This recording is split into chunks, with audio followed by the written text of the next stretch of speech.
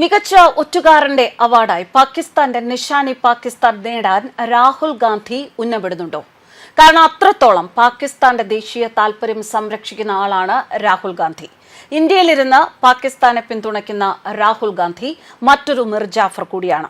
രാജ്യം കണ്ട ഏറ്റവും വലിയ രാജ്യദ്രോഹിയായ രാഹുൽ ഗാന്ധിയെ കണക്കാക്കുകയും ഇന്ത്യയിലെയും ബംഗ്ലാദേശിലെയും ബംഗാളികൾക്കിടയിൽ ഒരു രാജ്യദ്രോഹിയായി മാറിയ മിർ ജാഫറുമായി രാഹുൽ ഗാന്ധിയെ താരതമ്യപ്പെടുത്തിയുമുള്ള ആരോപണങ്ങൾ പരക്കെ ഉയരുകയാണ്.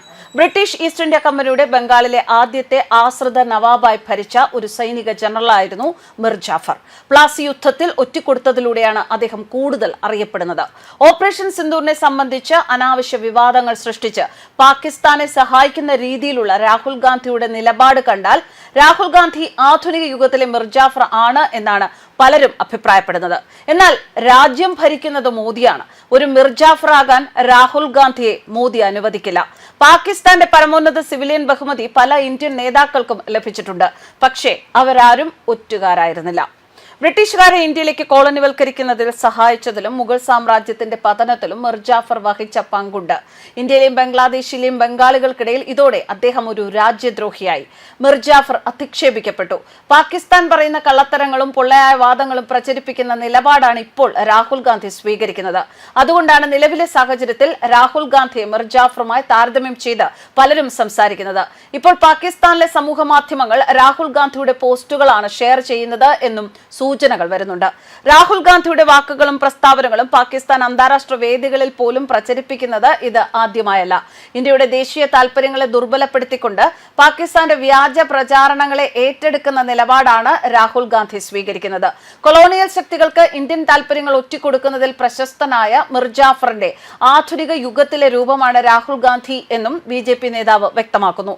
അതിർത്തി കടന്നുള്ള ഭീകരതയെ സ്പോൺസർ ചെയ്യുന്നവർക്ക് തങ്ങളുടെ പ്രവൃത്തികൾ മറച്ചുവെക്കുന്നതിനുള്ള വലിയ മറയാണ് രാഹുൽ ഗാന്ധി സൃഷ്ടിച്ചു നൽകുന്നത്. ഇന്ത്യയുടെ സൈനിക നേട്ടങ്ങൾ അവഗണിക്കുകയും നഷ്ടങ്ങൾ മാത്രം കണക്കിലെടുത്തുകൊണ്ട് രാഹുൽ ഗാന്ധി പ്രവർത്തിക്കുകയും ചെയ്യുന്നു. അതുകൊണ്ട് തന്നെ അടുത്ത നിഷാനി പാകിസ്ഥാൻ ബഹുമതി പാകിസ്ഥാൻ രാഹുൽ ഗാന്ധിക്ക് നൽകുമെന്നാണ് അമിത് മാളവ്യയുടെ അഭിപ്രായം.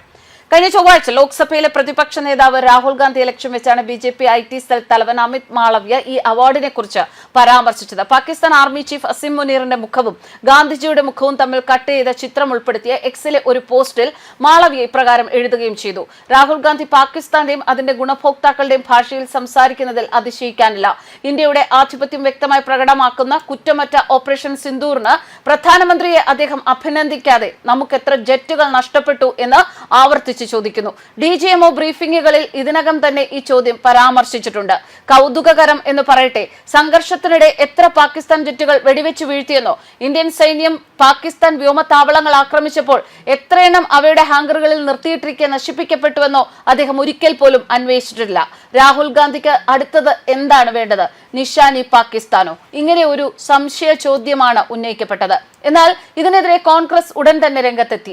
പാർട്ടിയുടെ മാധ്യമ പബ്ലിസിറ്റി ഇൻചാർജായ പവൻ ഖേര, അവരുടെ നേതാവും ഇന്ത്യയിലെ ആദ്യത്തെ കോൺഗ്രസ് ഇതര പ്രധാനമന്ത്രിയായ മൊറാർജി ദേശായി മാത്രമാണ് ഇപ്പോഴും പാകിസ്ഥാൻ ബഹുമതി ലഭിച്ച ഏക ഇന്ത്യ രാഷ്ട്രീയക്കാരൻ എന്ന് ചൂണ്ടിക്കാട്ടി. ജിന്നെ മതേതരൻ എന്ന് വിളിച്ച ലാൽകൃഷ്ണ അദ്വാനിയും ക്ഷണിക്കാതെ നവാസ് ഷെരീഫിനൊപ്പം ബിരിയാണി കഴിക്കാൻ പോയ വ്യക്തിയെയും പോലെ അവിടെ അദ്ദേഹം പരാമർശിച്ചത് നരേന്ദ്രമോദിയാണ്. നിഷാനി പാകിസ്ഥാന് അർഹരായ വേറെ ചിലർ കൂടിയുണ്ട് എന്ന് ഖേര പറഞ്ഞു. ഓപ്പറേഷൻ സിന്ദൂറിന് ശേഷം ലോകത്തിന്റെ വിവിധ ഭാഗങ്ങളിലേക്ക് സർവകക്ഷി പ്രതിനിധികളെ അയച്ചതിന് സർക്കാരിനെ വിമർശിച്ച AICC communications incharge Jairam Ramesh ചൊവ്വാഴ്ചയും ഈ അവാർഡിനെ കുറിച്ച് പരാമർശിച്ചു. പാകിസ്ഥാന്റെ പരമോന്നത സിവിലിയൻ ബഹുമതിയായ നിഷാനി പാകിസ്ഥാൻ ലഭിച്ചത് മുൻ പ്രധാനമന്ത്രി മൊറാർജി ദേശായിക്കാണ്. ദേശായിയുടെ മന്ത്രിസഭയിൽ വിദേശകാര്യമന്ത്രിയായിരുന്ന അടൽ ബിഹാരി വാജ്പേയി. അത് BJP ഓർമ്മിക്കണം എന്നാണ് രമേശ് പറയുന്നത്.